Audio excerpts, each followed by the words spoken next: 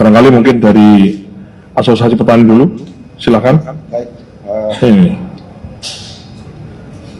Baik, saya mewakili teman-teman petani sawit yang hadir pada rapat ini mengucapkan terima kasih kepada Bapak Menteri Pertanian, dalam hal ini Bapak Wamen, dengan gerak cepat sigap mengatasi masalah ini, dan tentu harapan kami peristiwa ambruknya harga TBS kami bisa segera pulih sembuh setelah ada pertemuan ini, dan korporasi sebagai perusahaan yang menerima TBS kami juga melihat petani sawit bagian tidak terlepas dari program Asta Cita Bapak Presiden Prabowo, dan ini adalah untuk kepentingan Indonesia. Terima kasih. Diharapkan setelah diumumkan ini terjadi penyesuaian harga pembelian TBS. Kami mohon kepada pelaku usaha PKS pabrik kelapa sawit di seluruh Indonesia. Kami sudah mengidentifikasi ada 139 pabrik PKS yang tersebar di seluruh wilayah Indonesia ini yang menurunkan pembelian harga TBS-nya. Kami harapkan untuk setelah ini itu kemudian didukung oleh hilir, ya di bawahnya lagi itu kemudian menyesuaikan ketidakpastiannya jadi pasti, ketidaktahuannya jadi tahu, kemudian kekhawatirannya jadi kemudian tidak khawatir lagi. Maka diharapkan terjadi penyesuaian pembelian TBS sebagaimana harga acuan CPO yang ditetapkan di wilayah masing-masing. Itu adalah kesimpulan dan ditandatangani oleh seluruh peserta rapat. Kementerian Pertanian merespon keluhan dari petani sawit, ya, yang pembelian tandan buah segar sawitnya harganya turun. Nah, ini kemudian kami melaksanakan rapat diinisiasi oleh Kementerian Pertanian seluruh eselon 1, khususnya bidang perkebunan tadi hadir Pak Sekjen, kemudian kami mengundang gabungan pengusaha GAPKI, kemudian juga beberapa asosiasi petani sawit. Di sini hadir, kami juga mengundang Satgas Pangan Polri, ya, Brigjen Polisi AD Simanjuntak juga untuk ikut rapat bersama kita dalam kaitannya merespon turunnya harga tandan buah segar sawit selepas adanya pengumuman dari Presiden terkait peraturan pemerintah yang baru terhadap kebijakan satu pintu ekspor sumber daya alam, di dalamnya ada komoditas sawit. Akan saya sampaikan beberapa kesimpulan, ya, yang akan jadi acuan kita semua yang berapat di sini. Yang pertama, dari rapat tadi kemudian diidentifikasi bottleneck dari kejadian ini adalah adanya efek psikologis, kekhawatiran, ketidakpastian dan ketidaktahuan atas kebijakan baru ekspor satu pintu oleh PT DSI sebagai pengelola dan pengawas kegiatan ekspor sumber daya alam, salah satunya adalah komoditas sawit.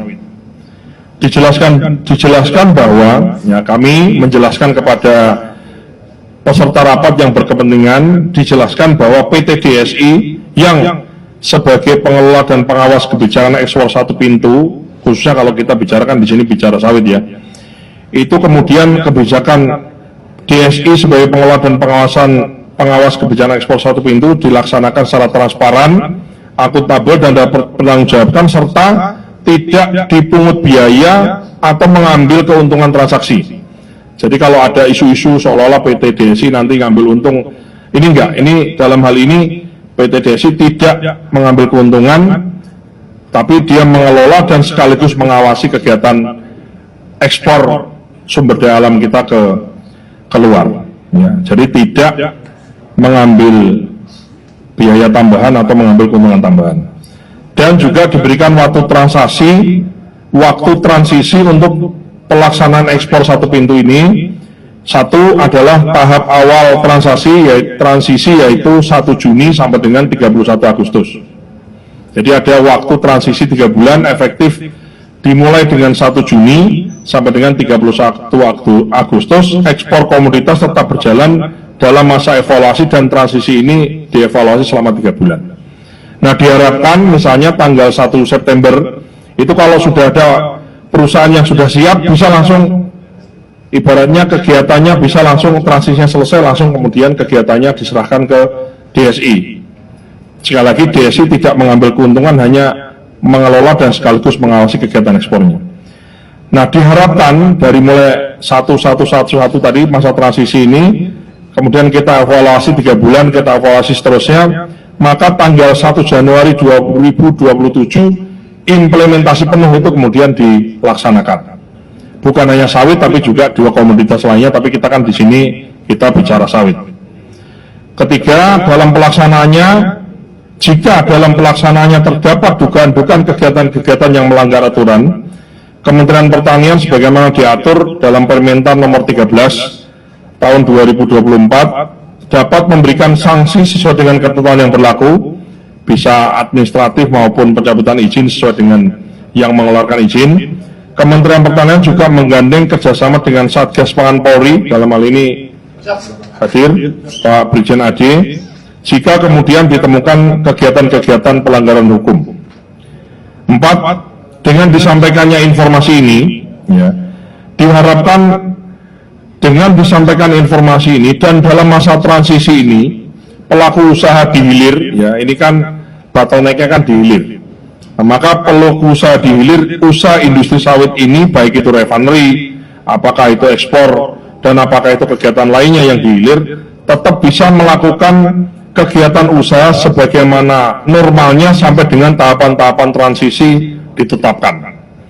Jadi ini kan kekhawatiran seolah-olah nanti gimana ya. Nah, itu bisa ini kekhawatiran itu bisa dihilangkan dan kegiatan usaha bisa dari gabungan pengusaha. Baik, GAPKI. terima kasih. Kami mengucapkan terima kasih kepada Pak Wamen telah mengundang kami bersama Asosiasi Petani. Artinya bahwa ini lebih memperjelas. Kemarin memang terjadi kita ketidaktahuan, kita memang ketidakpastian juga. Itu bukan hanya dari kami, memang dari pembeli juga demikian.